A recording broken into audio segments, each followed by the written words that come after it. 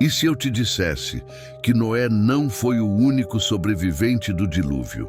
A história que você aprendeu na escola dominical pode estar incompleta.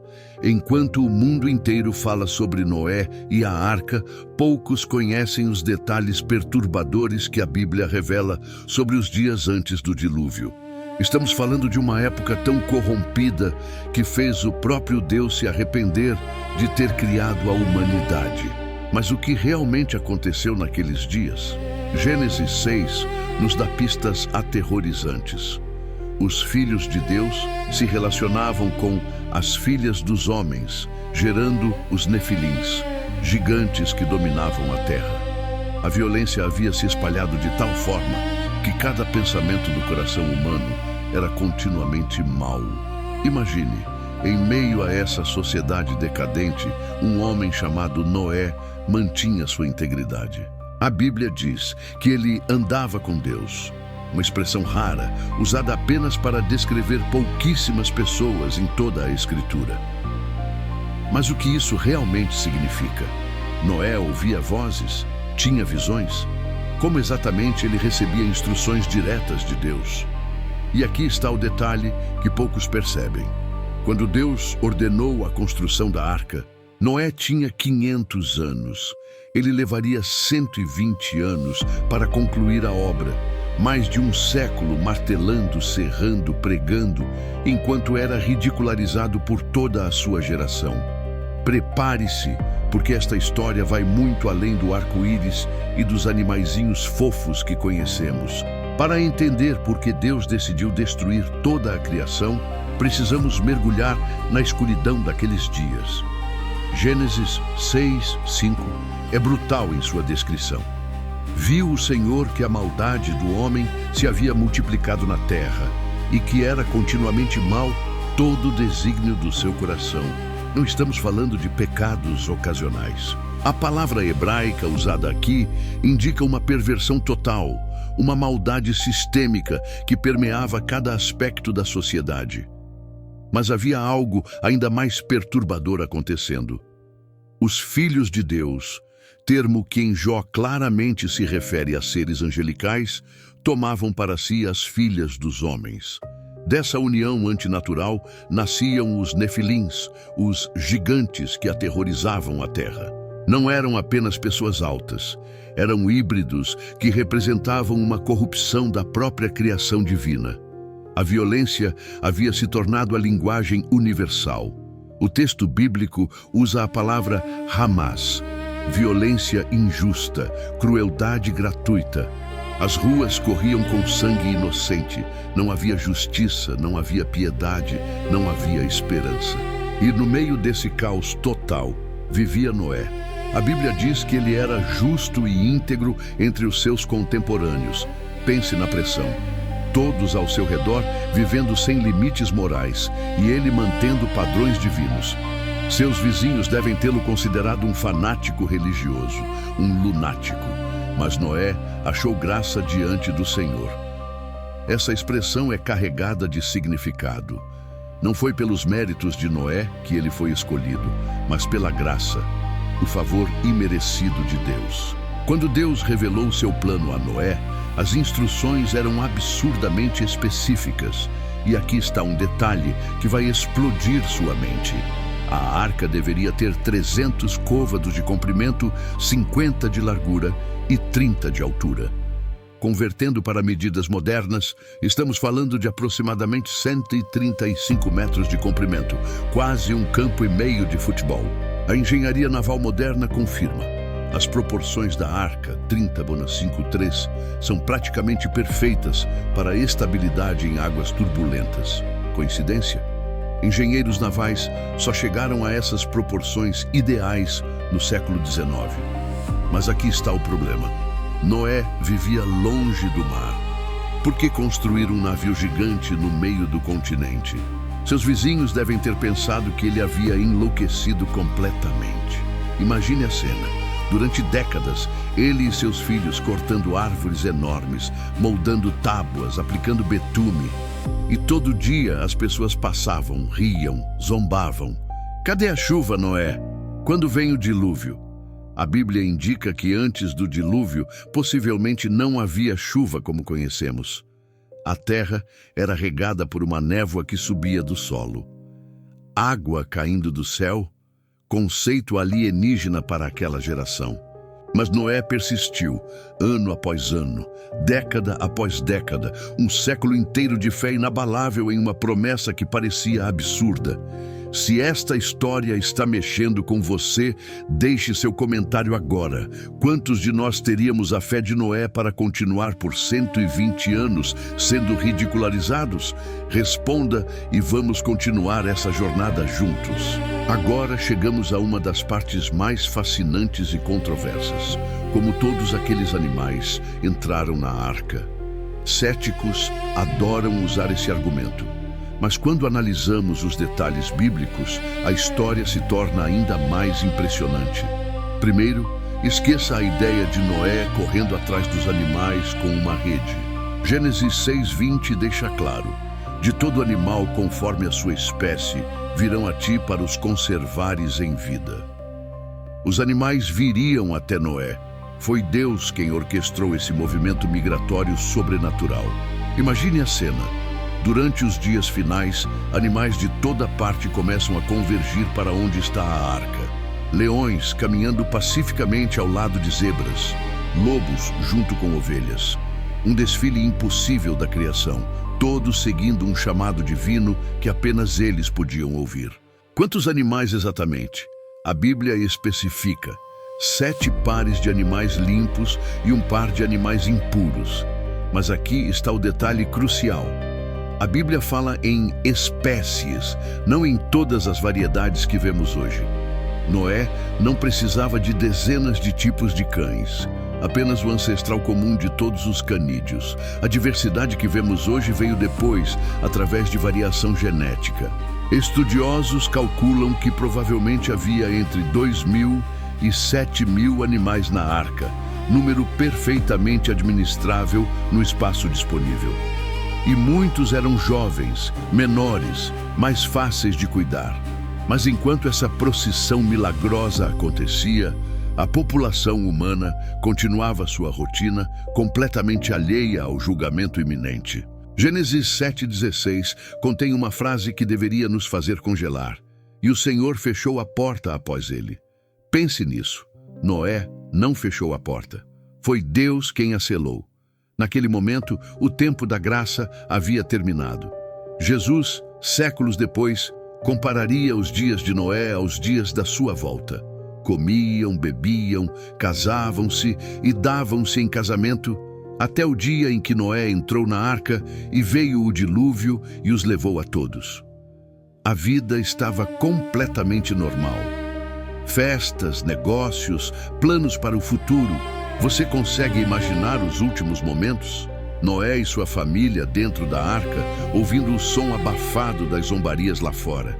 Talvez até amigos de infância de Noé estivessem na multidão, rindo daquele profeta do Apocalipse que finalmente havia se trancado em seu barco ridículo.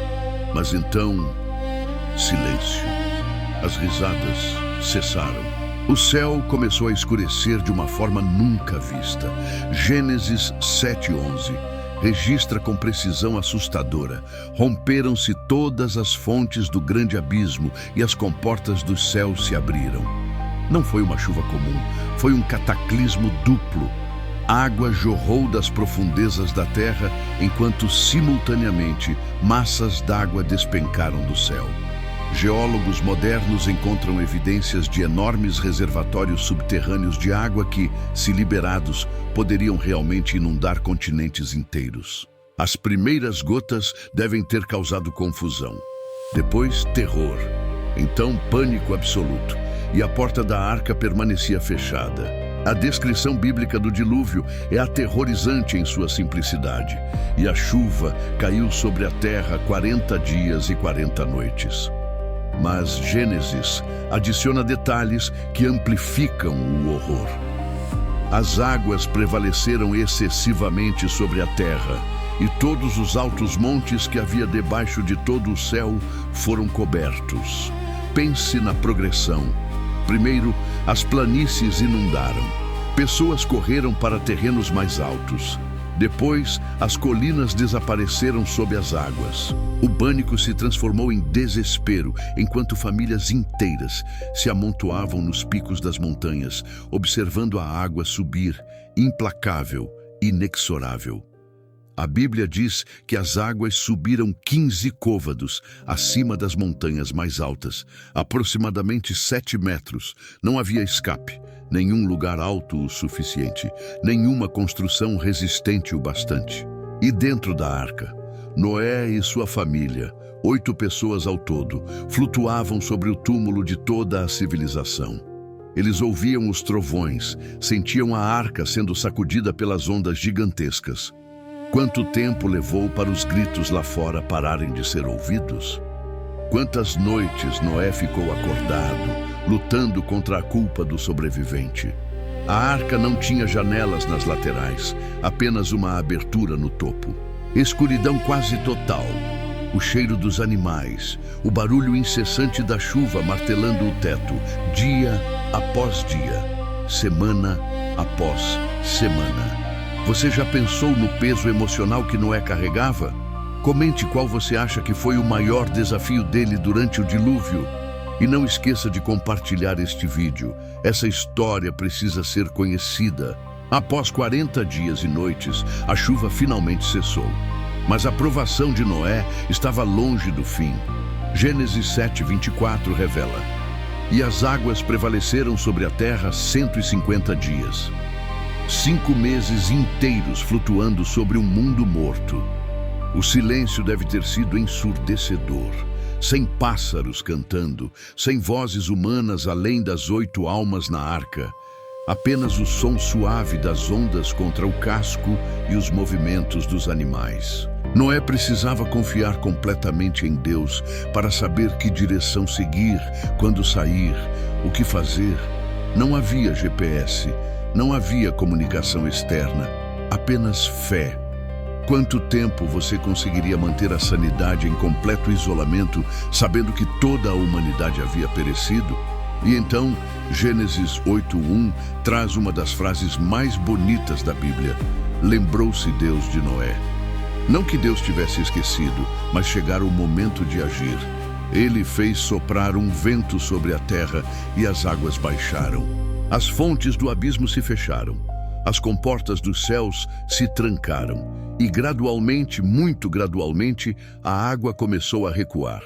Primeiro, os picos das montanhas mais altas emergiram como ilhas em um oceano infinito. Gênesis registra: "No 10º mês, no primeiro dia do mês, apareceram os cumes dos montes." Mas Noé não saiu correndo. Ele esperou. Semanas se transformaram em meses. A disciplina, a paciência, a obediência, características que o haviam sustentado durante os 120 anos de construção, agora o mantinham dentro da arca até que Deus desse o sinal. Finalmente, Noé decidiu fazer um teste. Gênesis 8:6-7 conta: "Ao fim de 40 dias, abriu Noé a janela que fizera na arca e soltou um corvo, o qual, saindo, ia e voltava, até que as águas secaram sobre a terra. O corvo, uma ave que come carniça, encontrou alimento suficiente nos restos flutuantes e não retornou. Mas 7 dias depois, Noé soltou uma pomba. E aqui está um detalhe tocante. A pomba não achou onde pousar a planta do pé e retornou à arca. Noé estendeu a mão, tomou-a e a recolheu consigo. Consegue visualizar a cena? O velho patriarca, agora com mais de 600 anos, estendendo gentilmente a mão para recolher a pomba exausta. Um gesto de ternura em meio à devastação global. Mais 7 dias. Noé soltou a pomba novamente. Desta vez, ela voltou ao entardecer com uma folha nova de oliveira no bico. O simbolismo é poderoso. Vida estava brotando novamente. A terra estava se renovando. Esperança. Mais 7 dias. A pomba foi solta pela 3ª vez e não voltou. Ela havia encontrado um lugar para pousar, para construir ninho, para recomeçar. Mas mesmo assim, Noé esperou. Só quando completou 1 ano inteiro dentro da arca, exatamente 1 ano e 10 dias após o início do dilúvio, é que Gênesis 8:14 registra: no segundo mês, aos 27 dias do mês, a terra estava seca. 1 ano inteiro. 370 dias de confinamento, paciência e fé inabalável. Gênesis 8:15-16 finalmente traz as palavras que Noé esperava. Então Deus falou a Noé: sai da arca, tu, tua mulher, teus filhos e as mulheres de teus filhos. Imagine o momento. A porta se abre. Luz do sol, real, quente, gloriosa, invade o interior escuro da arca pela primeira vez em 1 ano. O ar fresco, a visão de terra seca, montanhas, horizonte, mas também devastação. Não havia cidades, não havia campos cultivados, não havia sinais de civilização. Era literalmente um mundo novo, uma segunda criação. Noé e sua família eram os novos Adão e Eva, encarregados de repovoar a terra. A primeira coisa que Noé fez? Construiu um altar e ofereceu sacrifícios ao Senhor. Mesmo após perder tudo, mesmo após 1 ano de provação, sua primeira resposta foi adoração. Gênesis 8:21 revela: e o Senhor aspirou o suave cheiro. Então Deus estabeleceu uma aliança, uma promessa solene: não tornarei a amaldiçoar a terra por causa do homem, e não tornarei a ferir todo vivente. E como sinal dessa promessa, Deus colocou nas nuvens algo nunca visto antes: o arco-íris. Pense nisso. Cada vez que você vê um arco-íris, está olhando para uma promessa de 4.500 anos. Um lembrete de que Deus mantém sua palavra. Esta história te impactou? Comenta aqui embaixo o que mais te surpreendeu no relato do dilúvio. E se conhece alguém que precisa ouvir isso, compartilha agora. A história do dilúvio não é apenas um relato antigo, é um espelho para a nossa geração. Jesus mesmo fez essa conexão em Mateus 24:37-39. Assim como foi nos dias de Noé, também será na vinda do Filho do Homem. Quais eram as características daqueles dias? Pessoas vivendo como se Deus não existisse, violência generalizada, corrupção moral aceita como normal e, acima de tudo, indiferença total aos avisos divinos. Noé pregou por 120 anos. 2 Pedro 2:5 o chama de pregador da justiça. 120 anos de avisos ignorados, risadas, zombarias, até que a porta da arca se fechou. Mas a história também revela o caráter de Deus. Ele é paciente, 120 anos de paciência. Ele é justo, não pode ignorar o mal indefinidamente. Ele é misericordioso, preservou um remanescente fiel. E ele é fiel, cumpre absolutamente todas as suas promessas. Para nós hoje, as lições são cristalinas. Fé que persevera vale mais que aprovação popular. Obediência a Deus pode parecer loucura para o mundo. O tempo da graça não dura para sempre. E no final, apenas os que estão na arca, em Cristo, serão salvos. A arca era feita de madeira, a cruz também. A arca tinha uma porta. Jesus disse: eu sou a porta. Noé e sua família entraram pela fé. Nós também devemos entrar. O dilúvio não é apenas história, é profecia, é aviso, é convite. A pergunta que fica é: você está na arca?